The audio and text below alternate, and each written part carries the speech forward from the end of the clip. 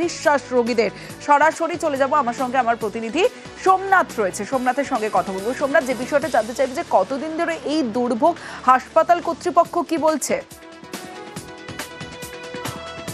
দেখো, গতকাল থেকেই এই দুর্ভোগ যে রোগীরা রয়েছে তাদের পোহাতে হচ্ছে, ভোগান্তিতে পড়েছে।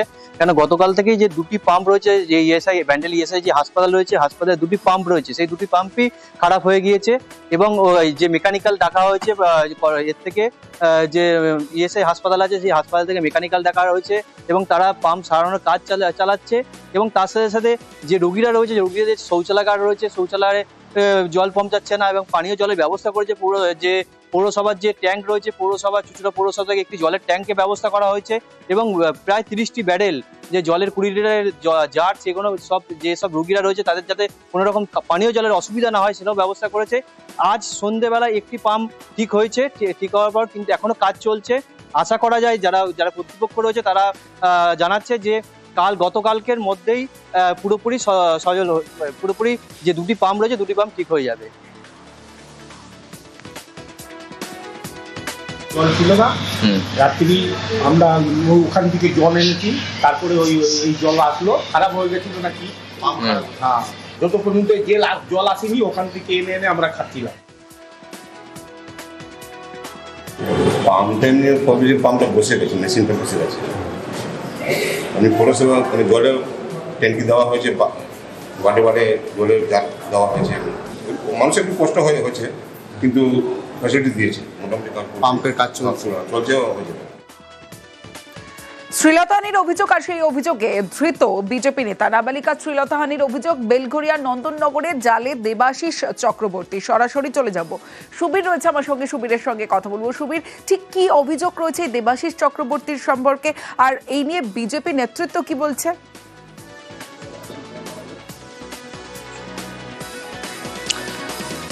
দেখো, ইতিমধ্যেই কিন্তু এই ঘটনায় বিজেপি নেতৃত্ব তারা কিন্তু মুখে কুলু পেটেছেন এবং এই যে ঘটনা বেলঘরিয়া নন্দননগর এলাকাতে এই যে বিজেপি নেতা, তার নামে দেবাশিস চক্রবর্তী, এবং নাবালিকা তরুণীকে খেলার অছিলায় তাকে ডেকে নিয়ে গিয়ে কিন্তু শ্লীলতাহানি করে, এমনটা কিন্তু অভিযোগ। তারপরে সেই নাবালিকা তরুণী তার বাড়ির লোককে জানানোর পর তার বাড়ির লোক গিয়ে কিন্তু এলাকার লোককে জানায় এবং তারপরে কিন্তু বিষয়টি বুঝতে পেরে বিজেপি নেতা সেখান থেকে পালিয়ে চলে যায়। তারপরে বেলঘরিয়া স্টেশন সংলগ্ন এলাকা থেকে কিন্তু বেলঘরিয়া থানা পুলিশ তাকে গ্রেপ্তার করে এবং ইতিমধ্যে তার বিরুদ্ধে কিন্তু পক্সো আইনে মামলা রুজু করা হয়েছে এবং আজকে তাকে ব্যারাকপুর আদালতে 5 দিনের পুলিশি হেফাজতে পাঠানো হয়েছে। 3 দিনের পুলিশি হেফাজত দিয়েছে ব্যারাকপুর আদালত, এমনটাই জানা গিয়েছে। বেশ,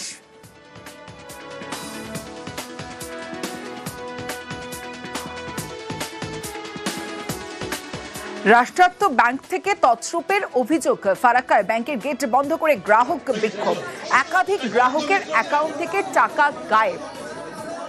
সরাসরি চলে যাব, রাকিবুল রয়েছে আমার সঙ্গে। রাকিবুল, একটা রাষ্ট্রায়ত্ত ব্যাংকের নিরাপত্তা নিয়েও তো প্রশ্ন উঠে যায় যে ব্যাংক থেকে তছরূপের অভিযোগ, এভাবে কিভাবে ব্যাংক থেকে অ্যাকাউন্ট থেকে টাকা গায়েব হয়ে গেল? তার মানে ব্যাংক কর্মীদেরও কোনো যোগসাজশ নেই তো?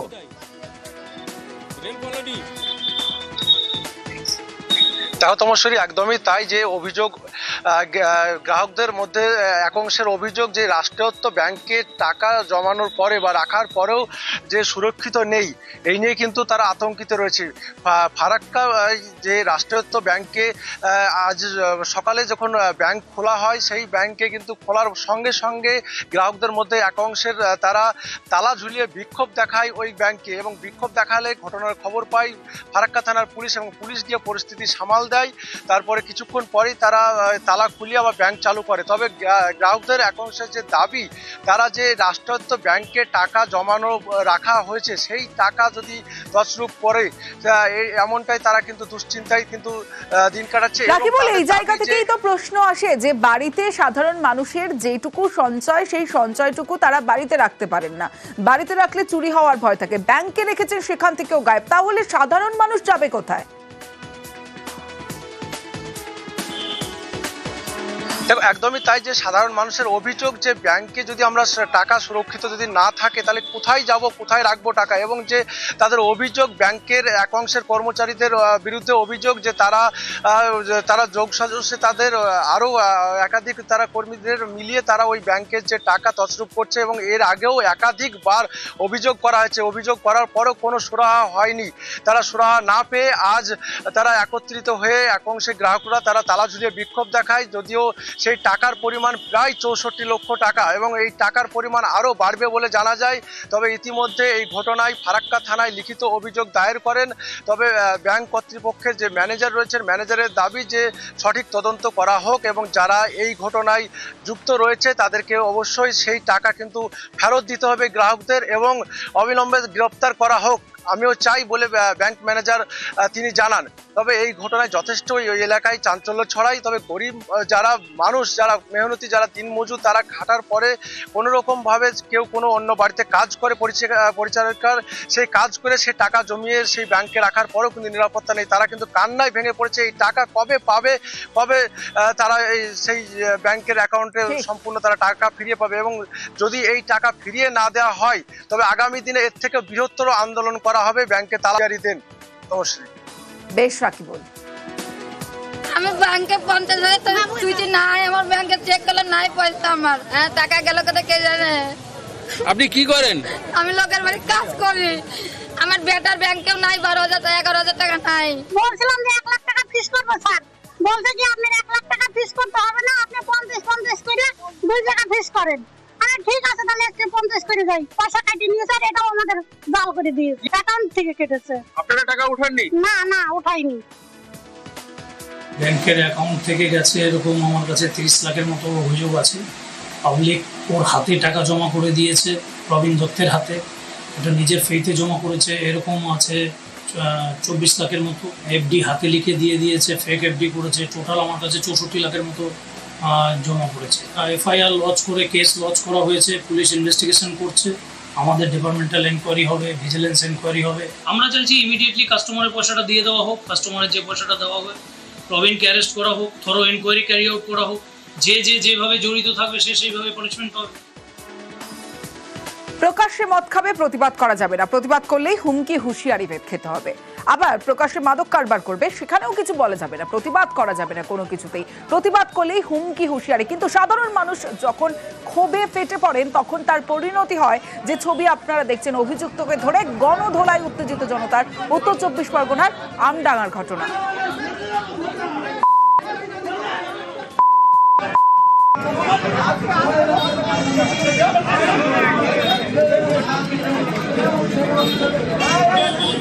সরাসরি চলে যাব, জিয়াউল আলম রয়েছে আমার সঙ্গে, জিয়াউলের সঙ্গে কথা বলবো। জিয়াউল, প্রকাশ্যে মদ খেলে প্রতিবাদ করা যাবে না, প্রকাশ্যে মাদক কারবার করলে প্রতিবাদ করা যাবে না, হুমকি হুঁশিয়ারি, কিন্তু সাধারণ মানুষ যখন খেপে যায়, যখন ক্ষোভ উগরে দেয়, তখন এই পরিণামটাই হয়। এই যে যুবক এই এতদিন ধরে এইরকম মাদক ব্যবসার করতো, মাদকের কারবার করতো, কতটা প্রভাবশালী যে তাকে প্রতিবাদ করলে হুমকি হুঁশিয়ারি দেওয়া হতো? ফলে দেখো অত্যন্ত প্রভাবশালী এমনটাও কিন্তু এলাকার মানুষজন জানাচ্ছেন, এবং সেটা বছরের পর বছর, প্রায় কয়েক বছর ধরে এখানে মাদক ব্যবসা চলছে। অর্থাৎ আমডাঙ্গা রামপুর এলাকায় সুরাজ মণ্ডল তিনি এত বড়ই ডন, অর্থাৎ এলাকায় প্রভাবশালী, ফলে কেউ প্রতিবাদ করলে বিভিন্ন রকমভাবে হুমকিতে মারধর করা হতো, এবং যখনই যখনই বাধা দিতেন তখনই বলতেন যে তার সঙ্গে পুলিশের একটা যোগ রয়েছে, পুলিশ তাকে কিছু করবেন না, পুলিশকে দিয়েই এলাকার মানুষকে ভয় দেখানো হতো, এমনটাও এলাকার মানুষ অভিযোগ করছেন। এবং তারপরে সেখানে প্রকাশ্যে হেরোইন, গাঁজা ব্যবসা করছিলেন, এবং তাতে এলাকার যুবকরা আসক্ত হচ্ছিলেন, চুরি ছিনতাইয়ের মতন ঘটনা ঘটছিল, এবং বারংবার এলাকার মানুষ সোচ্চার হয়ে প্রতিবাদ করে, কিন্তু কোনো কর্ণপাত করেননি। ফলে তারপরে এলাকার মানুষজন আইন হাতে নেয়, এবং তারপরে সেই মাদক ব্যবসায়ীকে বেধড়ক মারধর করে, এবং তার যে দোকানে যেখানে বিক্রি করতেন সেটা ভাঙচুর করা হয়। ফলে প্রচুর মাদক, অর্থাৎ হেরোইন, গাঁজা, সেগুলো কিন্তু বাজেয়াপ্ত করে, এবং পুলিশ এলে পুলিশের সামনেও সেই ব্যক্তিকে বেধড়ক মারধর করে। পুলিশ এই ঘটনার সঙ্গে সরাসরি যুক্ত, এমনটাও এলাকার মানুষের অভিযোগ। ফলে এলাকার মানুষের ক্ষোভ থেকেই এই মাদক ব্যবসায়ীকে বেধড়ক মারধর করেছেন। ফলে তারপরে পুলিশ গেলে পুলিশের সামনেও ক্ষোভ উঠছে যে এই যে সুরজ মণ্ডল যে এই কারবার চালাতো, মাদকের কারবার চালাতো, তাদের বক্তব্য হচ্ছে যে তিনি বারবার বলতেন পুলিশের সঙ্গে তার যোগ রয়েছে, পুলিশের ভয় দেখাতেন, কিন্তু যখন ঘটনাস্থলে পুলিশ এলো তখন গ্রামবাসীরা কি পুলিশকে জানিয়েছে? এই গোটা ঘটনা নিয়ে পুলিশের তরফে কি, প্রশাসনের তরফে কি প্রতিক্রিয়া? দেখো, এলাকার মানুষ বারংবার বলছেন যে বছর 10 ধরে তিনি এই ব্যবসা এখানে চালাচ্ছিলেন, হিরোইন গাজার। ফলে একাধিকবার লিখিত অভিযোগ জানানো হয়েছে থানায়, কিন্তু কোনো অভিযোগ নেওয়া হয়নি বা পুলিশ কোনো ব্যবস্থা নেয়নি, এটাই কিন্তু অভিযোগ।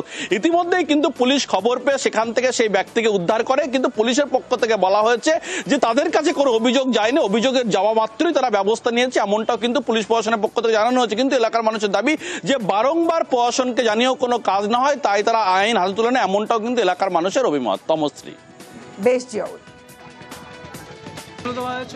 হিরোইনের ব্যবসা করে এখানে, দীর্ঘদিন ধরে ব্যবসা করছে।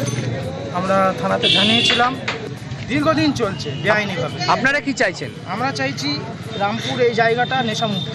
কতদিন ধরে চলছে এটা? মিনিমাম না হলে 8 থেকে 10 বছর ধরে চলছে। যখন আমরা প্রতিবাদ করছি, আমাদেরকে লোক দিয়ে হুমকি দেওয়া হচ্ছে, এই করব এইভাবে এরকম বলা হচ্ছে।